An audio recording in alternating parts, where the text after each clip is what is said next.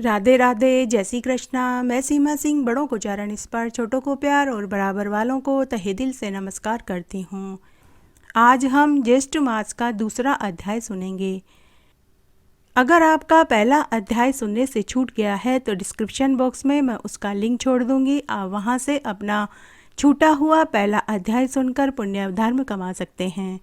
अगर आपको यह अध्याय अच्छा लगे तो इसे ज़्यादा से ज़्यादा लाइक करें, अपने दोस्तों और रिश्तेदारों में शेयर करें ताकि उन्हें भी ज्येष्ठ मास का पुण्य अध्याय सुनने का फल प्राप्त हो। और हमेशा की तरह अगर अभी तक आपने मेरे चैनल को सब्सक्राइब नहीं किया है तो कृपया मेरे चैनल को सब्सक्राइब करें ताकि मेरा आगे आने वाला वीडियो सबसे पहले आपको मिले। धन्यवाद। ज्येष्ठ मास का दूसरा अध्याय। ज्येष्ठ मास के इस अध्याय में क्या दान करना चाहिए, इस संबंध में स्कंद मुनि ऋषियों को बताते हैं। स्कंद मुनि से ऋषि मुनि पूछते हैं कि हे मुनिवर, ज्येष्ठ मास में किस चीज का दान करने से तुरंत इच्छित फल की प्राप्ति होती है? कृपया आप वह बताएं, हमारी सुनने की तीव्र इच्छा है। तब स्कंद मुनि ऋषियों से बोले कि हे ऋषियों, ज्येष्ठ मास में 33 कोटि देवताओं को संतुष्ट करने के निमित्त जिस चीज का दान करना चाहिए, अब मैं तुम्हें उसे विस्तार पूर्वक बताता हूँ। ज्येष्ठ मास में 33 कोटि देवी देवताओं का आशीर्वाद पाने के लिए पूरे ज्येष्ठ के महीने में ब्राह्मण को दही चावल का दान करना चाहिए। हे ऋषियों, दही चावल के दान का महात्म्य बताने में भगवान शिव और ब्रह्मा जी भी कहने में असमर्थ हैं। हे ऋषियों, तीनों लोकों में अगर कोई दान सबसे ज़्यादा श्रेष्ठ बताया है तो वह ज्येष्ठ मास में ब्राह्मण को दही चावल का दान बताया गया है। हे ऋषियों, इस संबंध में मैं तुम्हें एक कथा सुनाता हूँ, तुम ध्यान से सुनो। इस कथा को भगवान शिव ने माता पार्वती को सुनाया था और उसके बाद में जिसे नारद मुनि ने मुझे सुनाया। हे ऋषियों, तुम ध्यान से सुनो। एक बार अलकापुरी क्षेत्र में धर्मशास्त्र और वेद पुराण का ज्ञाता एक गौतम नाम का एक ब्राह्मण अपने कुटुंब के साथ रहता था। उस ब्राह्मण को वेद पुराणों और शास्त्रों का कंठस्थ ज्ञान था, लेकिन पिछले जन्म के प्रारब्ध के कारण वह बहुत गरीब था। उसकी आर्थिक हालत बहुत दयनीय थी। वह गौतम ब्राह्मण सब जानता था कि कौन सा दान लेना उचित है और कौन सा दान लेना अनुचित है। अपने परिवार का भरण पोषण करने के लिए वह बेचारा ब्राह्मण सब तरह के दान लेने लगा।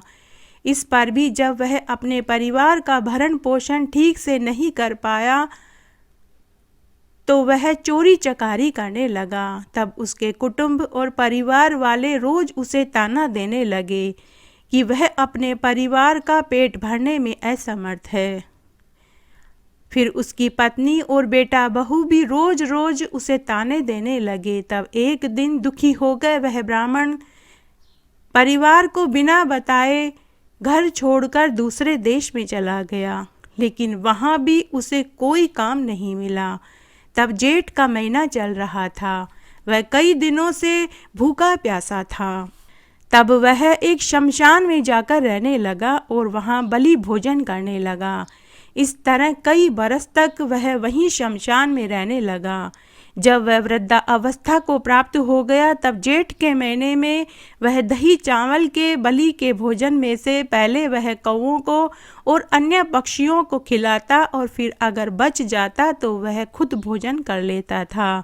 इस प्रकार अनजाने में ही उस ब्राह्मण से पूरे ज्येष्ठ मास के महीने में बलि के भोजन में से दही और चावल का दान हो गया। तब इस पुण्य कर्म करने के बाद जब उसकी मृत्यु हुई तो यमदूत उसे मुकद्दरों से मारते हुए यमलोक में ले जाने लगे। इसी बीच देवदूत वहां देव विमान लेकर पहुंच गए। तब विष्णु दूतों ने यमदूतों से कहा कि अरे यमदूतों, यह ब्राह्मण नरक का नहीं बैकुंठ का अधिकारी है। तब देवदूतों ने यमदूतों को बहुत मारा और उस ब्राह्मण को देव विमान में बैठाकर बैकुंठ ले जाने लगे। जब यमदूत खाली हाथ यमपुरी पहुँचे तो यमराज ने खाली हाथ आने का कारण पूछा। तब यमदूत यमराज से बोले कि हे धर्मराज जी, विष्णु दूतों ने हमें बहुत मारा और हमारे हाथ से उस ब्राह्मण को छुड़ाकर बैकुंठ में ले गए और बोले कि वह ब्राह्मण नरक का नहीं स्वर्ग का अधिकारी है। हे यमराज, हम स्वामी से हीन हैं और वे विष्णु दूत स्वामी से युक्त हैं। हम नाथहीन हैं तो हमारे साथ सब अपमानजनक व्यवहार करते हैं। ऐसा सुनने के बाद यमराज दुखी हो गए और उसी समय भैंसे पर सवार होकर विष्णुदूतों के पास पहुंच गए। यमराज ने विष्णुदूतों को खूब प्रताड़ित किया। तब विष्णुदूत देव विमान छोड़कर बैकुंठ में चले गए और विष्णु भगवान को सारा समाचार कह सुनाया। यह सुनते ही विष्णु भगवान क्रोध से लाल हो गए और वे गरुड़ पे सवार होकर यमपुरी में गए। विष्णु भगवान ने इंद्र आदि देवताओं के साथ यमराज से युद्ध किया और सुदर्शन चक्र को चलाकर यमराज का वध कर दिया। जब यमराज का वध हो गया तो इंद्र, ब्रह्मा, शिव आदि सभी देवताओं ने विष्णु भगवान की स्तुति करके उन्हें प्रसन्न किया। तब विष्णु भगवान ब्रह्मा, शिव, इंद्र आदि देवताओं की स्तुति से प्रसन्न हो गए और उन्हें वर मांगने के लिए कहा। तब सभी देवताओं ने वरदान में यमराज का जीवन मांग लिया। तब भगवान विष्णु ने यमराज को पुनः जीवित कर दिया। तब यमराज को अपनी गलती का एहसास हुआ और उन्होंने अपनी गलती की क्षमा विष्णु भगवान से मांगी। धर्मराज विष्णु भगवान से बोले कि हे विष्णु भगवान, मेरे अपराध को क्षमा करें। तब विष्णु भगवान ने सभी देवताओं के सामने ज्येष्ठ मास में दही चावल के दान की महिमा बताई कि जो भी मनुष्य ज्येष्ठ मास में दही चावल का दान ब्राह्मण को करेगा, उसे अपने जीवन में कितने भी पाप किए हों, लेकिन मरने के बाद उसे स्वर्ग ही मिलेगा। यदि कोई श्रद्धा भाव से दही चावल पूरे ज्येष्ठ मास में कौओं को खिलाता है, पक्षियों को खिलाता है तथा दही चावल का दान ब्राह्मण को करता है, प्रतिदिन ब्राह्मण के चरण धोकर सिर पर धारण करता है, वे अपने जीवन भर के सभी पापों से छूटकर मरने पर बैकुंठ को ही पाएंगे। स्वयं भगवान विष्णु के मुख से दही चावल के महात्म्य को जो सुनेंगे, उनको कभी किसी प्रकार का कोई कष्ट नहीं भोगना पड़ेगा। उसके बाद सभी देवता अपने अपने लोक में चले गए। आगे स्कंद मुनि बोले कि हे ऋषियों, जो कोई मनुष्य ज्येष्ठ मास में प्रतिदिन दही चावल का दान ब्राह्मण को करेगा, प्रतिदिन ब्राह्मण के चरण धोकर सिर पर चरणों उद्दक को धारण करेगा, आम, शरबत, लस्सी आदि से ब्राह्मण का सत्कार करेगा तथा ताड़ के पंखे से ब्राह्मण को हवा करेगा, वह मनुष्य सभी पापों से छूटकर मरने के बाद स्वर्ग ही पाएगा। इस तरह जेठ मास में स्नान, दान, पूजन करने से मनुष्य के जीवन भर के पाप धुल जाते हैं और मरने के बाद परम गति को पाते हैं। स्कंद मुनि बोले कि हे ऋषियों, इस संबंध में मैं तुम्हें एक पुराना इतिहास सुनाता हूँ। पूर्व काल में एक सुमेधा नाम का ब्राह्मण अपनी पत्नी के साथ रहता था। वह बड़ा ही ज्ञानी, वेद शास्त्र का प्रणेता था। दोनों ब्राह्मण दंपति हमेशा ज्येष्ठ मास का स्नान, पूजा पाठ किया करते थे।